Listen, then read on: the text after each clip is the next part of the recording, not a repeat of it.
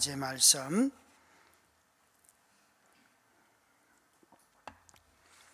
함께 자막을 통하여서 표신 성경을 통하여 하나님의 말씀을 읽도록 하겠습니다. 또 내가 해 아래에서 보건대 재판하는 곳 거기에도 악이 있고 정의를 행하는 곳 거기에도 악이 있도다. 내가 내 마음으로 이르기를 의인과 악인을 하나님이 심판하시리니 이는 모든 소망하는 일과 모든 행사에 때가 있음이라 하였으며, 내가 내 마음속으로 이르기를 인생들의 일에 대하여 하나님이 그들을 시험하시리니 그들이 자기가 짐승과 다름이 없는 줄을 깨닫게 하려 하심이라 하였노라. 인생이 당하는 일을 짐승도 당하나니 그들이 당하는 일이 일반이라. 다 동일한 호흡이 있어서 짐승이 죽음같이 사람도 죽으니 사람이 짐승보다 뛰어남이 없으면 모든 것이 헛됨이로다. 다 흙으로 말미암았으므로 다 흙으로 돌아가나니 다 한 곳으로 가거니와 인생들의 혼은 위로 올라가고 짐승의 혼은 아래 곧 땅으로 내려가는 줄을 누가 알랴. 그러므로 나는 사람이 자기 일에 즐거워하는 것보다 더 나은 것이 없음을 보았나니 이는 그것이 그의 몫이기 때문이라. 그의 뒤에 일어날 일이 무엇인지를 보게 하려고 그를 도로 데리고 올 자가 누구이랴. 아멘. 이 전도자를 주일날 코헬렛이라고 했습니다. 이 코헬렛은 해 아래 사는 삶에 대해서 우리에게 말씀하고 있습니다. 특별히 오늘은 해 아래 사는 삶 중에서 도대체 악에 대하여서 이 악한 자들을 우리가 어떻게 대해야 하는가라고 말하는데, 여기에 이 전도자의 관심이 해 아래에서 일어나는 악에 대한 관심을 갖고 도대체 이 악을 가지고 우리는 어떻게 살아갈까 묻습니다. 정말 주의해야 될 것은 이것이죠. 분명히 전도자가 해 아래의 삶을 봐도 하나님이 통치하시고 하나님이 피조하신 세계인데도 불구하고 그 속에 악이 있다는 것이에요. 이미 창조된 이 세계 안에 존재하는 악을 우리는 어떻게 다스리며 살아갈까 이 전도자는 묻고 있고, 또 악으로 인하여 나타나는 현상들을 그가 보고 있어요. 그런 점에서 여러분, 세상을 보는 눈들이 좀 너무 단선적이어서는 안 됩니다. 너무 쉽게 정지하면 안 됩니다. 악에 대해서 말하였는데 여기 벌써 16절에 한번 보시기 바라요. 16절에 뭐라고 말하는가 하면, 또 내가 해 아래에서 보건대 세상을 보니까 재판하는 곳 거기에도 악이 있고, 재판하는 곳에 악이 있으면 안 되잖아요. 정의를 행하는 곳 거기에도 악이 있도다. 누구를 두고 하는 말일까? 이게 재판, 법정에서 지금 하는 이야기인데 판사가 악하다 그러는 걸까요? 피해자가 악한 걸까요? 아니면 가해자가 악한 걸까요? 고소하는 검사가 악한 걸까요? 방금 언급한 네 종류의 네 사람, 관계된 네 사람에 대해서 언급하지는 않고 여기에 재판하는 곳에도 악이 있고 정의를 행하는 그곳에서도 악이 있고, 사람들은 다 정의를 행하는 곳에는 정의만 있어야지 거기에 악이 있으면 안 되잖아요. 그죠? 정의를 실현하도록 만들어진 기관이 경찰이고 또 법원이고 그리고 검사들이잖아요. 이 세 기관에 불의가 있으면 안 되죠. 그런데 오늘 전도자의 눈에는 이런 사법기관들에 다 불의가 있다, 악이 있다, 그렇게 지금 그가 보고 있어요. 어제 한 집사님을 만났어요. 우리 교회를 떠난 집사님이 보자 그래서 같이 만나서 교제를 했는데, 만나자마자 첫 질문이 이거예요. 저는 이분이 뭘 질문하러 왔나 처음부터 끝까지 다 듣고 난 뒤에 이 질문하러 왔구나 하는 걸 알았어요. 우리 시대가 이렇게 악한데 저는 무엇을 해야 될지 모르겠습니다. 목사님도 나와 같은 정당인가요? 여전히 그 정당을 지지하는데 변함이 없습니까? 나는 너무 마음이 흔들려서 냉소적이고 너무 분해서 지난 6개월 동안 두세 달 동안 뉴스를 들은 적이 없습니다. 우라통이 터집니다. 하나님은 도대체 뭐 하고 계시는지 잘 모르겠습니다. 하나님이 계시는 것은 믿지만 하나님이 뭘 하고 계시는지 우라통이 터집니다. 그러더라고요. 여러분은 어떠신지요? 여러분은 요즘 이렇게 세상을 보면서 여러분들은 우라통이 터집니까? 안 터집니까? 또 터지더라도 어떤 사람들은 자주 그걸 표현하는 사람이 있는가 하면 아주 외면하고 아예 정말 뉴스도 안 보고 그냥 에이 세상은 다 똑같아 그러면서 혹시 사시는지요? 여러분 마음은 어떻습니까? 이 코헬렛이라고 하는 이 전도자도 그가 가장 심각하게 지금 느끼고 있는 것 중에 하나가 뭔가 하면 바로 보편화된 악 그리고 일상화된 악, 그것도 재판해야 하고 또 억울함을 풀어줘야 하고 조사를 해야 하는 경찰과 또 기소를 해야 되는 검찰과 그 가해자와 피해자의 고소를 듣고 재판해야 되는 그런 판사들 사이에서 법원 사이에 악이 있다는 것을 그가 보았다는 것이에요. 법정에서 정의가 사라진 세상을 전도자가 지금 보고 있어요. 우리 모두는 다 사실 어떤 거대한 악, 구조적인 악, 이런 국가기관들이 범하는 악을 저와 여러분은 해당이 직접적인 당사자가 되기 전에는 그것이 얼마나 악한지 잘 모릅니다. 국가기관들이 범하는 악을 우리는 큰 구조를 보면서 사는 사람들이 아니고 매일매일 그냥 나 밥벌이 하면서 밥이나 잘 먹고 살고 나한테 직접적으로 손해가 일어나지 않으면 세상 그럭저럭 살만한 거잖아요. 그렇죠? 우리는 그렇게 살아갑니다. 대부분. 예를 들어서 1980년도에 광주에서 일어난 광주 민주화 항쟁은 그 당시에는 다 언론이 다 막혔고 무슨 일은 일어났는데 아무도 몰랐습니다. 그리고 지금 이 긴 시간이 흘러도 그 직접적인 명령을 발포한 명령자가 누구인지조차도 모른다고 애매모호하게 끝나버렸습니다. 그래서 그 억울함이 우리 가운데 너무 많습니다. 저도 그때 고등학교 제가 1학년이었는데 시골에서 살다가 이제 대구로 가서 고등학교 1학년 시작을 했는데 길거리마다 다 탱크를 저는 그때 처음 봤습니다. 중학교 때까지 시골에 살면서 수학여행을 가든 어디든 탱크를 본 적이 없습니다. 그런데 고등학교 1학년 때 저희 집 앞에 학교 근처라 가지고 탱크가 있고 군인들이 있고 완전 무장하고 있는 그 군인들을 보면서 얼마나 무서웠는지. 고등학생인 저는 학교를 가는데 대학생인 형님은 학교도 가지 않고 집에서 뒹굴고 있는, 그래서 도대체 세상에 어떻게 된 게 이런 게 있나 그러면서 항변을 하기도 하고 그런 기억이 납니다. 사실 저와 여러분은 이 거대한 구조적인 악에 대해서는 잘 모릅니다. 검사들이 어떤 악을 범하는지, 판사들이 어떻게 재판을 교묘하게 뒤집는지, 그리고 경찰들이 어떻게 조사를 꾸미는지 우리는 사실 잘 모릅니다. 뉴스를 봐도 자신이 듣고 싶은 뉴스만 듣기 때문에 사실을 이야기하는 뉴스는 잘 보지 않는 경향이 있습니다. 12구 참사를 겪은 자녀를 잃은 부모님들의 기자회견을 보면서 그분들이 국회에 가서 제발 청문회를 열어달라, 이 국가에서 특별조사를 해달라라고 하는 그 억울한 호소를 보고도 다 그 피해자인 부모님이 우리 자식 죽은 원인을 밝혀달라는 것이 무슨 정치적인 이야기냐고 호소를 함에도 불구하고 다 정치인들은 이것을 정쟁으로 끌고 가고 있습니다. 무책임한 고위공무원들을 사임시키지 않습니다.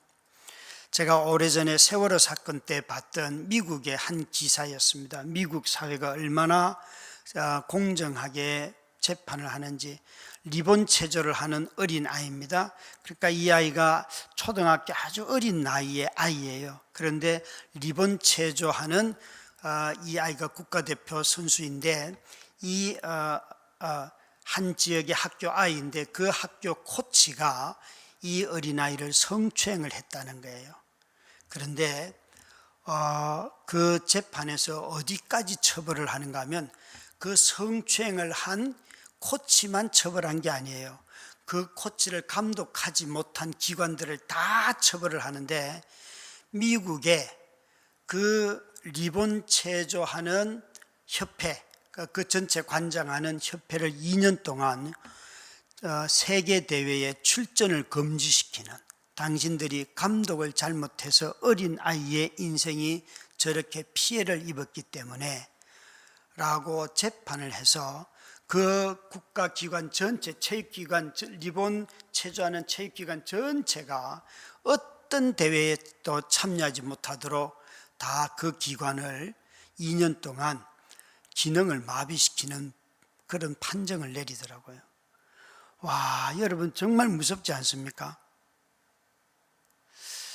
저희 교회 정관을 세울 때에 담임 목사들이 재정에 손을 대서 사적으로 이용을 하거나 또 어떤 성적인 문란함 때문에 교회에서 사임을 해야 된다면 이것은 퇴직금이고 뭐고 아무것도 받지 못하도록 법을 규정을 합시다. 그래야지 법이 겁이 나서도 그런 거 못하지. 그렇게 장로님 중에 한 분과 제가 주장을 했어요. 그런데 나머지 장로님들이 그건 너무 가혹합니다. 그래서 그냥 퇴직금은 가져가는 걸로 합시다.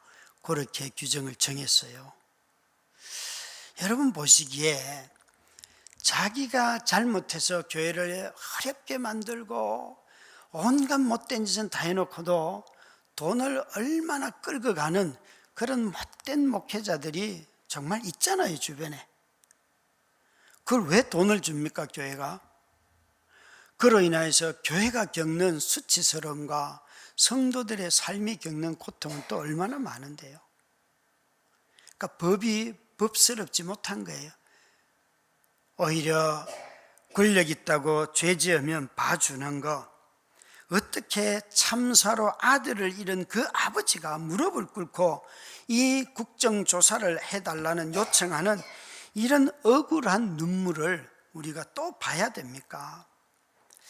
악이 없는 곳이 어디입니까? 정말 악이 없는 곳이 있기나 합니까?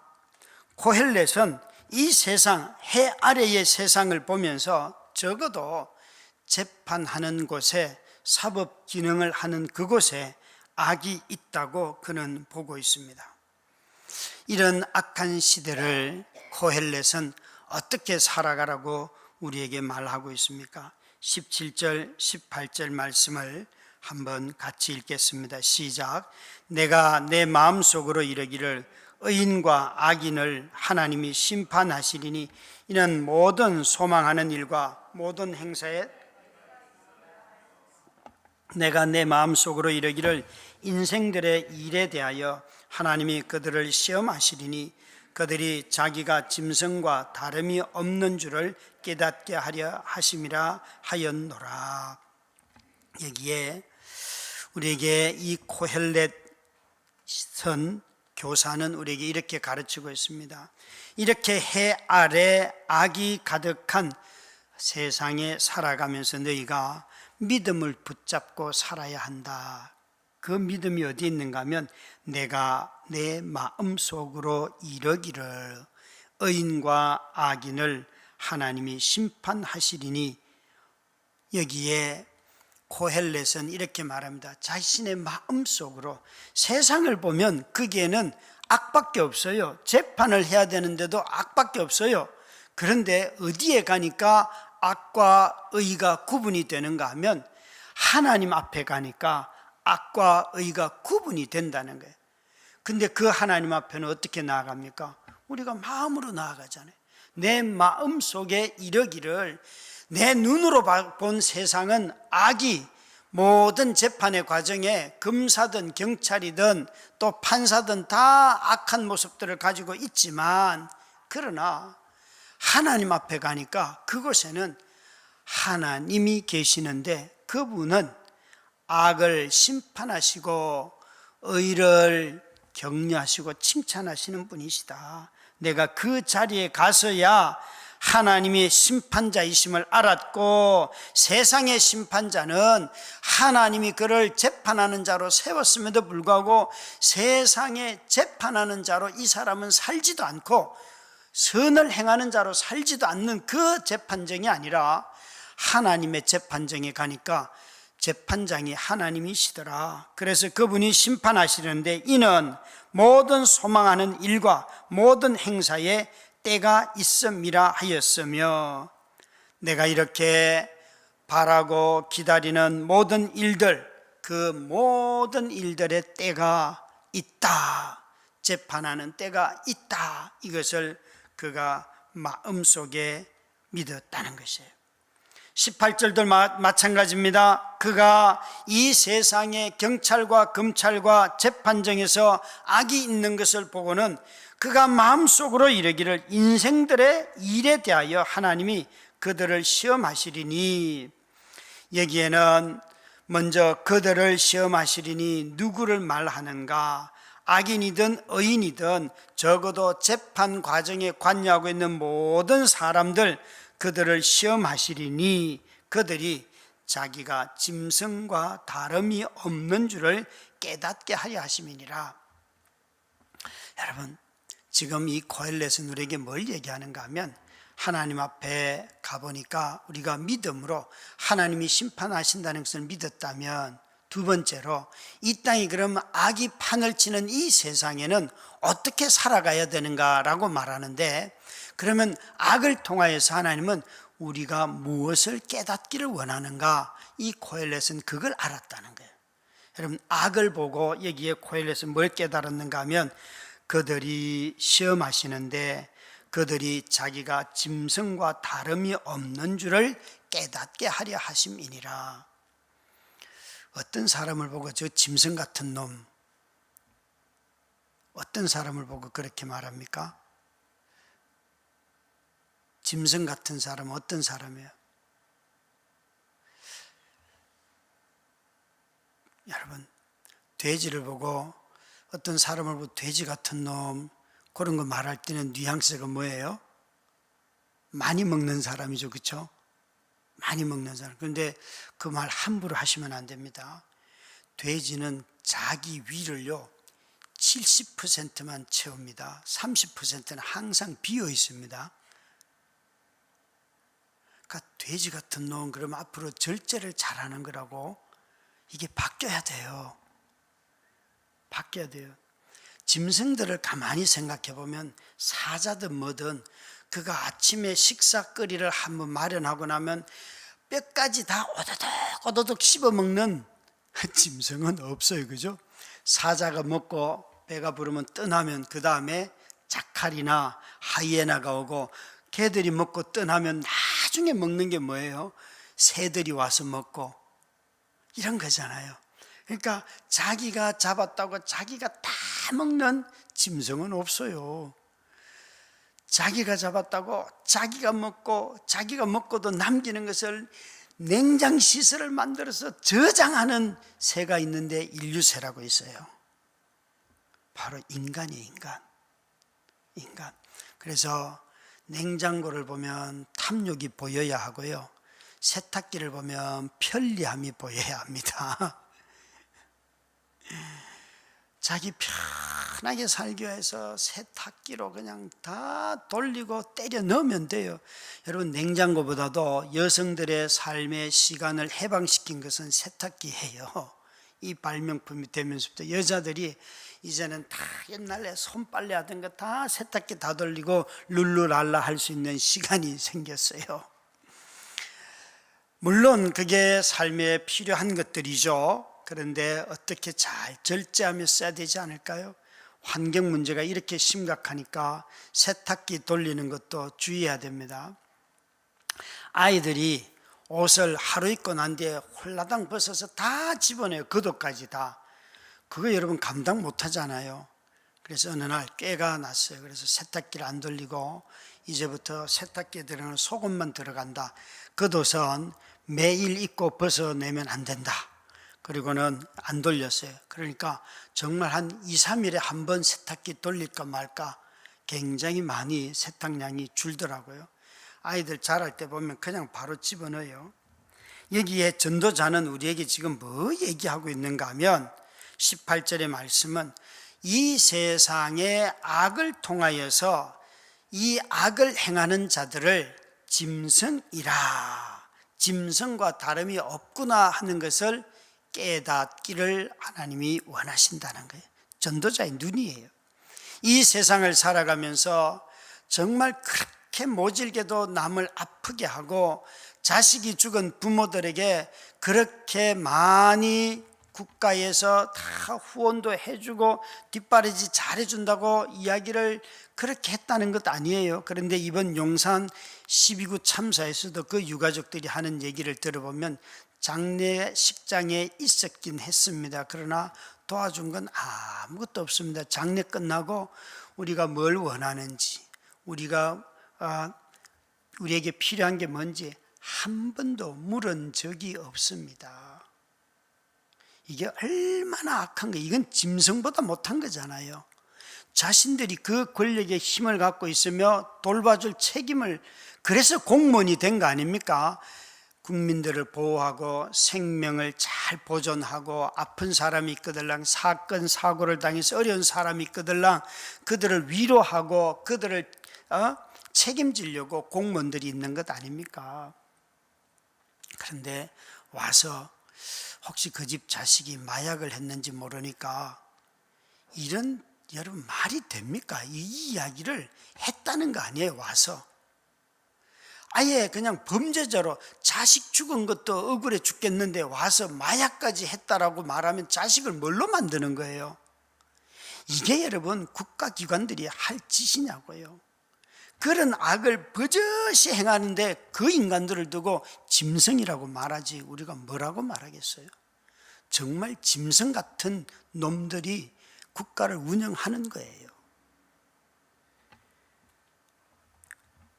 이 악한 시대에 가져야 할 아주 중요한 우리의 태도는 바로 하나님이 심판하신다는 것뿐만 아니라 이 악을 행하는 자를 위하여 하나님이 참고 기다리는데 자신이 짐승이라는 것을 깨닫기를 하나님이 기다리신다는 거예요. 정말 우리의 눈에 보기에는 악을 행하는 자들을 그냥 다 지금 심판해서 죽여주면 세상이 악하지 않을 것 같은데 그 때는 지금이 아니고 예수 그리스도가 재림할 때에 그 모든 악을 하나님께서 소멸시키고 하나님의 백성들, 악과 싸우며 살아온 사람들은 천국으로 들어가게 하고 여전히 하나님도 모르며 악을 행하며 사는 자들은 지옥으로 보내는 거지요. 짐승은 도덕이 없습니다. 짐승은 문화도 없습니다. 짐승은 양심도 없습니다. 짐승은 의식이라는 게 없습니다. 그래서 짐승은 깨달음이라는 게 없습니다. 짐승이 마치 학습이 된 것처럼 행동하는 것은 그것은 생존을 위한 본능이지요. 생존을 위한 본능을 가지고 우리는 문화라고 말하지 않습니다. 생존을 뛰어넘는 의식이죠. 때로는 내가 배가 고파도 이 자식에게 먹이려고 엄마 아빠들이 그 아이를 위해서 자신은 쫄쫄 굶으면서도 나는 언제나 먹었다라고 말씀하시면서 부엌에 가서 물 한 그릇 들이키고 또 일터로 갔던 정말 가난한 시절에 우리 엄마 아빠가 계시잖아요. 아니 지금의 엄마 아빠들은 아이들을 교육시키려고 어떻게 하든지 최선을 다해서 해보려고 자신의 생계비 중에서 제일 지출 많은 것 중에 하나가 제가 볼 때 학원비 아니에요. 학원비. 그거 자기 먹을 거 입을 거 쓸 거 다 줄여가면서 그래도 내가 자식을 위해서라고 자신의 욕구를 참고 사랑으로 그것 하는 분들 많이 있잖아요. 여기에 이 코헬렛 전도자는 우리에게 이렇게 말합니다. 재판정에 가서 보니까 검사나 경찰이나 다 판사나 다 곳곳에 세상 곳곳에 악이 가득한데 악을 자행하는 그 인간들은 짐승과 다름이 없다. 내가 짐승인 것을 깨닫기를 하나님은 원하셨구나 라고 그는 말하고 있어요. 그런데 무엇이 짐승과 똑같은가 하면 19절 20절입니다 21절까지 함께 읽습니다. 시작. 인생이 당하는 일을 짐승도 당하나니 그들이 당하는 일이 일반이라. 다 동일한 호흡이 있어서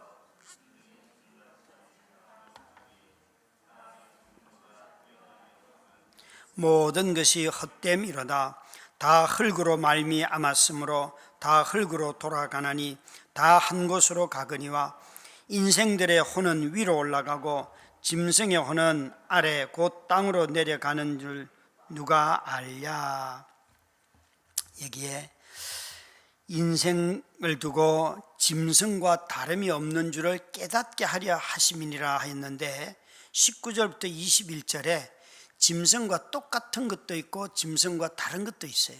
짐승과 먼저 똑같은 것은 뭔가 하면 인생이 당하는 일을 짐승도 당하나니 그들이 당하는 일이 일반이라. 동일한 호흡이 있어서 짐승이 죽음같이 사람도 죽으니 사람이 짐승보다 뛰어남이 없으면 모든 것이 헛됨이라. 여기에 지금 짐승과 사람이 똑같은 것은 죽는 것이 똑같구나. 호흡하는 모든 존재들, 창세기에서 하나님께서 그 모든 걸 만드시고 생기를 불어넣으시니 그것이 호흡이 됐다라고 말할 때에 두 가지의 호흡이 다 있습니다. 짐승도 호흡이 있습니다. 물고기도 숨을 쉬면서 살죠. 이런 호흡도 있고, 거기서 말하는 또 다른 호흡은 하나님을 아는 성품, 하나님의 형상대로 지어진 것, 이것을 먼저 생각을 해야 돼요. 두 가지가 다 있는데, 먼저는 이 코헬렛 저자는 이렇게 말하고 있어요. 우리의 호흡이 하나님의 형상이 파괴되고 인간의 이 숨쉬는 호흡은, 사실 여러분, 인간은 죄 짓기 전에도 인간이 죽었을까요? 죽지 않았을까요? 이 질문의 핵심은 뭔가 하면 인간이 죄를 지어서 죽는다라고 말할 때에 호흡이 끊어지는 걸 말할까요? 하나님과 교제를 하지 못하는 격리를 말할까요? 우리가 두 번째 심판을 받는다라고 말할 때 첫 번째 심판은 우리 다 죽음이라고 하는 거 맞지 않은데 두 번째 심판을 피한다고 말할 때 그때 두 번째 심판은 뭐예요? 우리에게 형벌이 없는 거, 영원한 진노가 없는 거, 하나님 앞에 나아갈 수 있는 존재가 되어서 그분 앞에서 살아가는 삶이 되는 거잖아요. 그러니까 그리스도인들은 죽음을 이야기할 때 자꾸 육체적으로 호흡이 끊어지는 건 짐승도 죽는다니까요. 그걸 말하는 것이 아니라 창세기에서도 우리가 죄를 지음으로 말미암아 하나님 앞에서 쫓겨난 거, 하나님으로부터 멀어지게 된 거, 하나님과 한 곳에 살 수가 없는 것, 그게 바로 인간의 죽음이라는. 예수 그리스도는 오셔서 우리 모두를 살렸다고 말씀하실 때에 바로 이 말씀이에요. 하나님과 우리가 교제하고 연합하고 살 수 있는 존재로 지어졌다는 것은. 그래서 우리가 죄를 짓기 전에도 인간은 유한한 존재였어요. 마치 풀처럼 말라서 우리가 몸을 쓰고 나면 죄 짓기 전에도 몸은 따라서 호흡이 끊어지는 존재였다고요. 그런데 오신 예수님이 부활하시고 몸을 입고 부활하셔서 우리에게 어떤 몸을 주시는가 하면 영생하는 사람의 몸. 원래 사람은 영생하도록 지어진 존재가 아니에요. 그런데 예수 그리스도의 부활을 능력을 덧입어서 우리가 영생하는 몸을 가지고 하나님 앞에서 영원히 살아가는 존재가 된다는 거죠. 하나님의 형상으로서의 회복만 이야기한다면 우리가 이 땅에서 살아면 돼요. 그런데 영생의 몸을 얘기해야 되기 때문에 우리에게는 재림이 필요하고 부활의 능력이 필요하고 하나님과 영원히 사는 것이 우리가 가야 할 천국인 거예요. 여러분, 그런 눈으로 본다면 여기에 악을 행하는 자들은 하나님과 우리를 완전히 격리시키는 거예요. 그래서 그에게 있어서 죽음은 두 가지 죽음 다 하나님부터 멀어지는 것밖에 없어요. 그건 다 짐승의 죽음과 똑같은 거죠. 우리는 짐승보다 뛰어난 것이 없어요. 만약에 악에 머물며 산다면 또 짐승과 똑같은 것은 재료가 똑같아요. 짐승도 흙으로 만들어졌는데 우리도 다 흙밖에 없어요. 하나님이 그 코에 생기를 불어넣어 주셨던 것은 악이 없는 선한 것이에요. 그런데 만약 우리가 그 선함을 상실하고 악을 행하며 살아간다면 다 짐승처럼 흙으로밖에 존재하지 않는다는 거죠.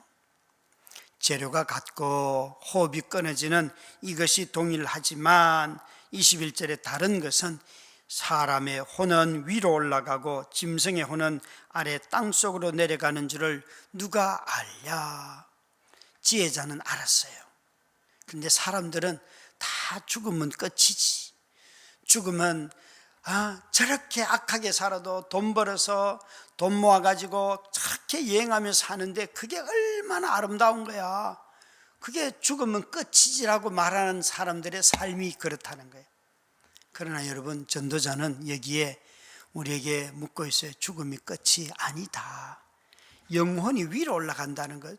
전도자가 구약성경은 이걸 아주 모호하게 말했지만 신약성경으로 말한다면 우리 모두가 다 몸은 죽지만 영혼은 죽지 않는다고 신약성경은 우리에게 말씀하시잖아요. 저와 여러분이 다 그리스도 예수 안에서 하나님의 보좌 우편에 나아가도록 지어진 존재가 우리들이고 그 영생 때문에 우리가 살아가지 않습니까? 그래서 여러분, 정말 우리에게 있어서 이 놀라운 이 전도자가 이 세상에 악이 아무리 판을 쳐도 너희들이 하나님이 심판하신다 그걸 믿고, 두 번째로 인간은 짐승과 다른데 짐승은 악이다 선이다 개념이 없지만 인간에게는 악이 무엇인지 선이 무엇인지 아는 힘이 있고 하나님이 우리에게 그걸 가르쳐 주셨으니까 우리가 악을 행하며 살지 말아야 한다, 이렇게 말씀하고 계세요. 여러분, 인간이 악을 행하는 인간은 짐승이다, 이렇게 말하는 거예요. 다시 말씀드리지만 이제 돼지를 보고는 절제력이 뛰어난 동물이구나, 여러분 다 그렇게 말씀하세요. 그래서 누가 절제력이 뛰어난 사람 보면 돼지 같네요, 그럼 아마 싸움이 일어나겠죠. 설명을 꼭 하시고 그렇게 꼭 돼지가 위를 70%만 채운대요. 돼지를 도살하는 사람들이 하는 얘기예요. 위를 잘라보면 다 비어있다는 거예요. 그래서 많이 먹어서 죽는 돼지는 없어요. 참 기가 막히지 않아요? 인간은 다 많이 먹어서 제가 당뇨가 왔고요, 많이 먹어서 잠을 잘못 자서, 인간만큼 참 인간이 제일 어리석죠. 그래서 인간이 짐승이 되지 않으려고 하면 세상이 아무리 악하여도 악을 행하면 안 됩니다. 아무리 악을 행하여서 유익이 많다 할지라도, 갑자기 수익이 많아진다 할지라도, 왜 의사 선생님들 그런 거 있잖아요. 자기가 의료 행위를 하지 않아도 자신의 의사 그 허가증을 누구에게 빌려주면 돈 준다는 거 아니에요? 그런 거 하면 안 되잖아요, 그렇죠? 그런 거 하면 안 되잖아요. 여러분, 우리 모두가 다 악을 행하는 자도 자기의 인격이 파괴되지만 악을 행하는 자의 악으로 말미암아 다른 사람들의 인격이 파괴되지요. 두 사람 다, 두 가해자든지 피해자든지 다 사실 자기 인격이 파괴됩니다. 그런데 악한 사람들은 자기가 힘이 있고 누군가를 해야 한다고 말하지만 그 자기 자신도 너무나 그 인격이 파괴됩니다. 사실 인간은 여러분 참 잔인한데, 혹시 이런 동물을 본 적이 있으세요? 사자를 예를 들게요. 사자가 이제 아침거리를 마련하기 위해서 그런 뭘 할까요? 아주 예쁜 얼룩말 같은 거 잡아서 얼룩말을 잡고 난 뒤에 그 얼룩말에 이렇게 고문하는 사자를 본 적이 있어요. 한번 이렇게 다리를 이 그러니까 다리를 한번 꽉 물어가지고 뿌질러 보고 사자가 씩 웃고, 그리고 또 이제 얼룩말에 앞쪽에 가가지고 입 있는 데를 한번 꽉 물어보고, 뭐 이런 사자를 본 적이 있어요? 묘사도 잘 안 되죠. 그런 사자를 본 적이 없잖아요. 근데 인간은요, 고문을 할 때 보면 정보를 얻기 위해서 고문을 어떻게 합니까? 탁친이 억하고 죽었더라. 그 이근한이라고 하는 인간이 나중에 어느 교단에서 뭘 받았는지 안수를 받아가지고 목사가 되었잖아요. 이근한이라는 그 고문 경찰이. 그러니까 인간은요, 자기가 정보를 얻기 위해서 인간을 얼마나 모질게 대합니까? 그 달군 인두를 가지고 찌르기도 하고, 물 그냥 욕조에 집어넣기도 하고, 인분을 먹이기도 하고, 칠성판, 판때기 위에 못을 대못을 박아놓고 그 위를 걷게도 시키고 그냥 굴리기도 하고, 얼마나 잔인합니까? 그런 일들이 우리 한국 사회에서 있어 왔고, 지금은 이 정도는 아니겠지만 또 다른 모양으로 고문을 하는 아주 잔혹함이 있습니다. 그리고는 마지막에 그들을 살해하지요. 그래서 짐승보다도 인간이 더 악한 거예요. 우리는 인간으로 사는 한 이 악을 행하지 아니함으로 말미암아 짐승이 되지 않으려고 애를 써야 하는 것이 우리들의 모습입니다. 그래서 인간이 짐승이 되지 않으려고 하면 고난을 받을 수밖에 없습니다. 고난 가운데 사는 거죠. 사랑하는 성도 여러분, 우리의 삶에 이런 엄청난 고난은 없다. 그 악으로 남을 해하는 일은, 도구를 가지고 남을 해하는 일은 없다고 할지라도 누군가를 우리의 삶에서 사소하게 무례하게 대할 때가 있지요. 그래서 자꾸만 누군가 마음을 상하게 하고 내 말을 함부로 해가지고 그 사람을 모함하고 더 비난하게 하고 또 마치 거짓말한 자로 몰아가고, 이런 것들은 다 관계를 깨뜨리고 파괴하는 행위지요. 이런 일들 또한 인간성을 짓밟는 일들입니다. 오늘 이 전도자는 우리에게 이런 사회, 믿음으로 하나님이 심판하신다는 것을 믿을 뿐만 아니라 악에 동조하여 짐승처럼 되지 않으려고 애를 써야 하고, 마지막에 우리에게 22절에 이렇게 권면을 합니다. 22절 같이 읽습니다. 시작. 그러므로 나는 사람이 자기 일에 즐거워하는 것보다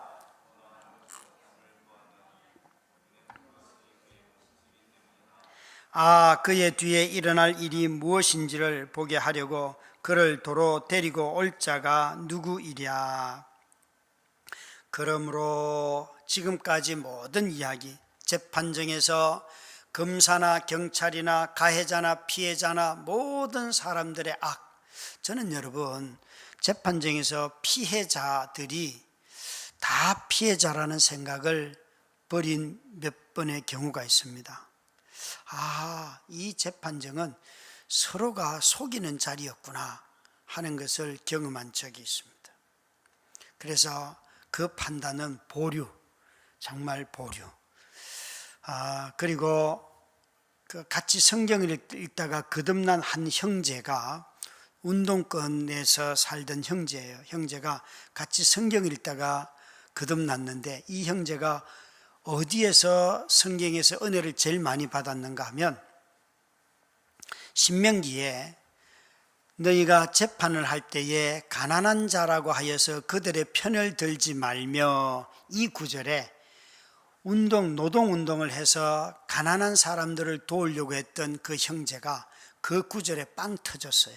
그 구절에서 내가 운동권에서 운동하면서 그리고 그 이후에 가장 고민했던 말씀이 여기 있다고. 자신은 가난한 사람들 도우면 다 그들이 공정하고 착하고 의롭고 지혜롭고 자기를 도울 줄 알았는데 아니라는 거예요. 가난한 사람들도 얼마나 이기적이고 고마움을 모르고 탐욕적인지, 그래서 내가 왜 이런 인간들을 위해서 운동을 했을까? 그런 어떤 마음을 갖게 하는 그 이야기를 하면서 신명기의 그 말씀 읽다가 이런 하나님이냐고 물으면서 그 관심을 갖기 시작했어요. 그러면서 성경을 저와 함께 읽다가 하나님께서 은혜를 주셔서 거듭난 형제가 있어요. 놀라운 일들이죠. 여기에 이 말씀은 22절, 그러므로 나는 사람이 자기 일을 즐거워하는 것보다 더 나은 것이 없는 것을 보았나니 이는 그것이 그의 몫이기 때문이라. 그 뒤에 일어날 일이 무엇인지 보게 하려고 그를 도로 데리고 올 자가 누구이랴. 먼저 22절에 이렇게 말합니다. 이것은 너희들이 이 악한 세상에 살면서 너 혼자 잘 먹고 잘 살아라, 그런 뜻이 아닙니다. 지금까지 무엇을 말씀드렸는지 잘 아셔야 합니다. 우리는 악과 싸워야지만 짐승이 되지 않고 악을 행함으로 짐승되어서는 안 된다, 인간은. 그리고 내가 그렇게 싸운다고 하여서 악을 다 소멸시킬 수 있는 것이 아니라 심판하실 분이 오셔야지만 악이 다 소멸된다. 그러므로 너에게 하나님이 오늘 먹고 마시고 하게 한 이 일들을 네가 즐거워하며 누려라. 세상에 아무리 고통스러워도 우리에게 할 일이 있고 먹는 것이 있고 내가 정말 이런 싸움을 해도 잠잘 시간이 있고 이런 것들이 주어지잖아요, 그죠? 그 자체를 하나님의 공급하심으로 알고 너희가 그것을 기뻐하라는 거예요. 쾌락주의자가 되라는 것이 아니라 이 악한 세상 가운데서도 하나님이 자기 백성을 공급하시는 그 공급물이를 누리라는 거예요. 에스겔 엘리야의 모습으로 한다면 엘리야 시대에 자기가 예언을 하여서 비가 3년 반 동안 오지 않았을 때 엘리야는 뭘 먹고 살았습니까? 그가 무슨 소고기를 먹었고 양고기를 먹었습니까? 아닙니다. 과부가 가져다 주는 그 그리시네가에서 과부가 주는 음식을 먹고 살았잖아요. 시대가 악하면 모든 사람들은 다 삶이 어려워집니다. 이번 재직회를 하면서 우리 사역자들의 사례 수준이 어떤지를 아마 잘 깨달았을 거예요.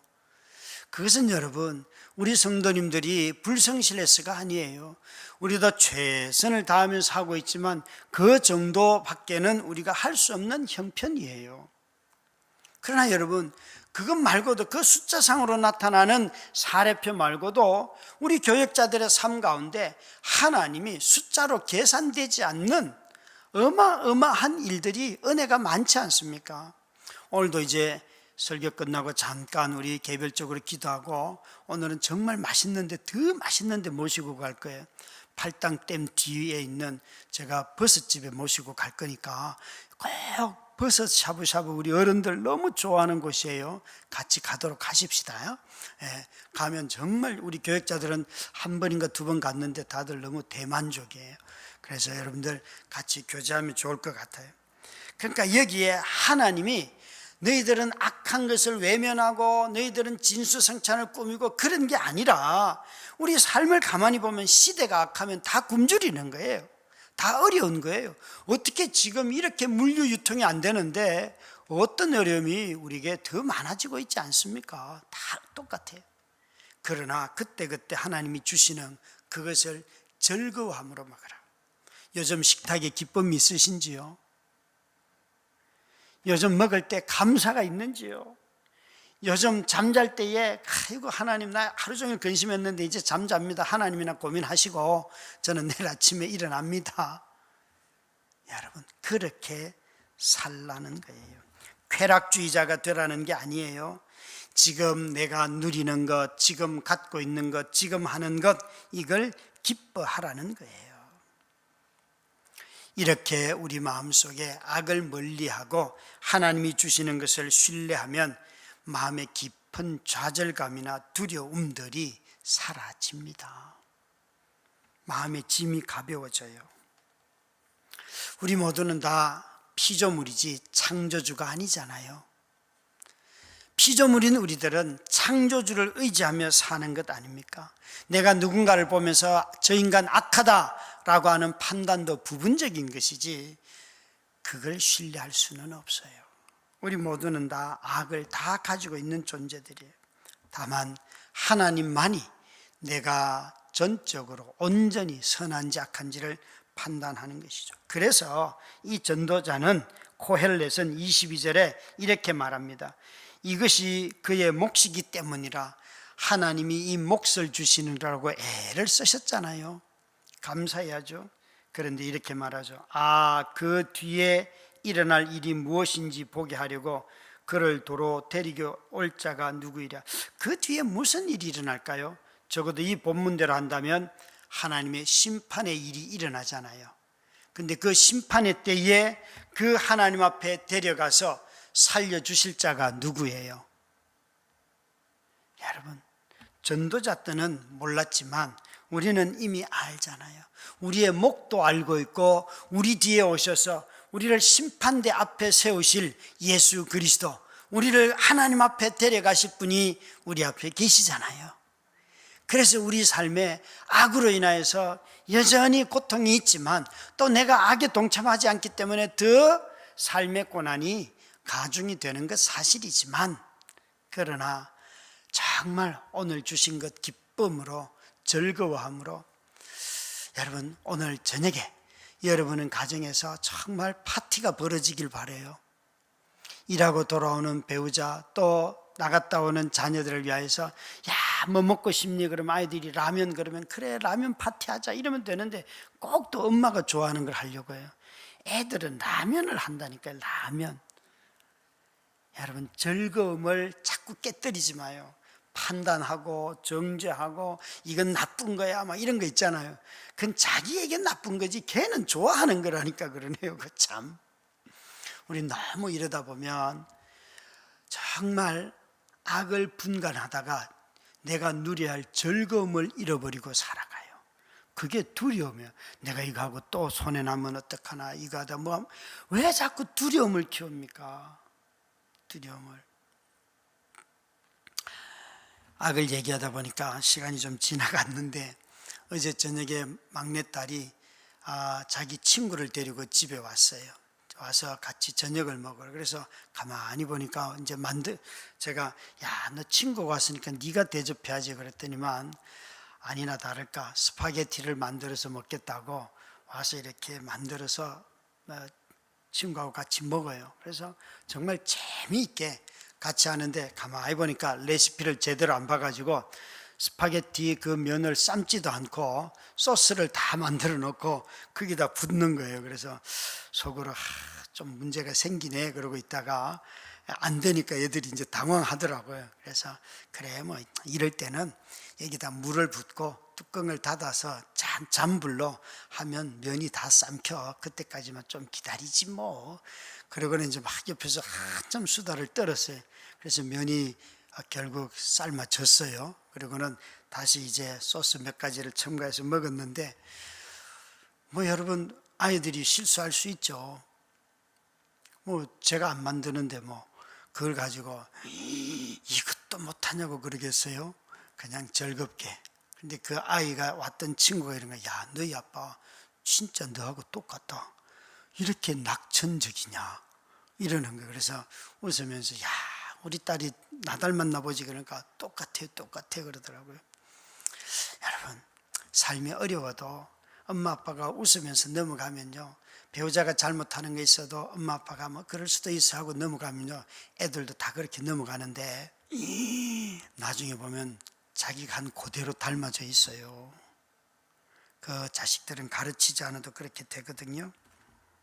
악을 인하여서 또 부족함을 인하여서 냉소적으로 좀 만들지 마시고 하나님을 신뢰하면서 현재를 누리며 살아가고 뒤에 우리가 하나님 앞에 설 때에 그때에 하나님이 나를 판단하신다 그것만 기억하시고 그때에 내가 하나님 앞에서 오늘 주님이 말씀하시는 것처럼 하나님 저는 의인으로서 하나님의 백성으로서 살려고 애를 썼지만 그러나 나에게도 악은 있어요. 그러나 예수 그리스도의 은혜를 덧입어서 하나님 내가 영원히 주님과 교제하는 자로 살기를 원합니다.